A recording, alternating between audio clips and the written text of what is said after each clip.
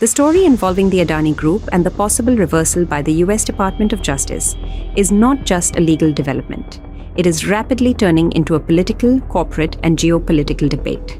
Here's the larger question. If the US Department of Justice finally drops the fraud and bribery-related charges against Gautam Adani and his associates, what exactly changed between 2024 and now? Was the original case weak? Was there insufficient evidence? Or is this another example of how global corporate power and politics intersect behind closed doors? According to recent reports by Forbes, the US DOJ may soon drop the criminal fraud charges filed against Gautam Adani.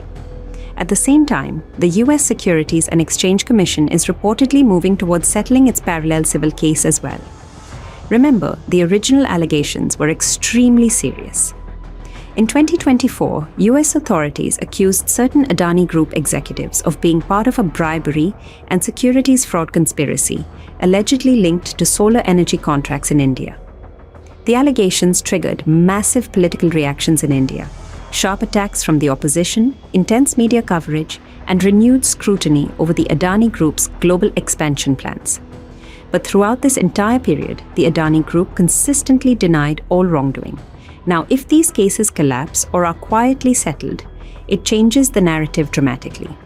Because for nearly 2 years, this issue was projected, not merely as a corporate investigation, but almost as proof of systemic wrongdoing.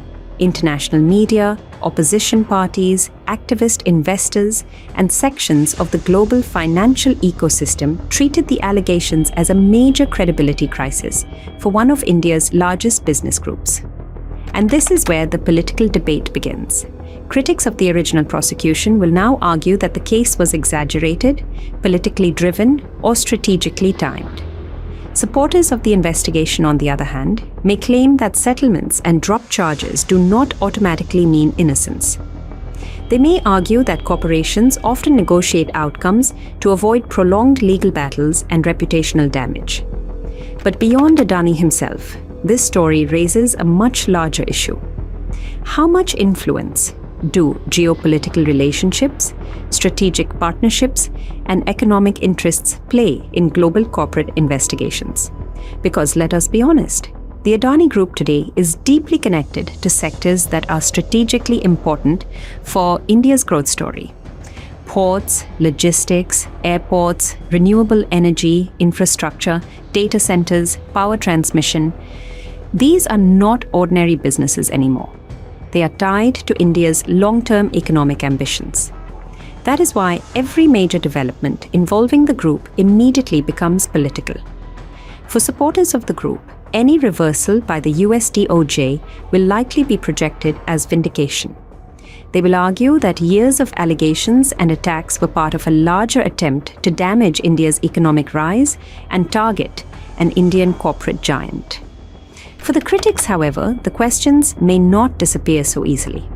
They are likely to continue asking whether corporate accountability and political proximity in India are being adequately examined. And somewhere in the middle lies the uncomfortable reality. In global business and politics, legal battles are rarely only about law. They are also about influence, timing, diplomacy, markets, and perception. The coming days will therefore be closely watched, because if the charges are formally dropped, this may become one of the most politically debated corporate legal reversals involving an Indian business group in recent years. And perhaps the biggest question people will ask is this: did the system finally correct itself?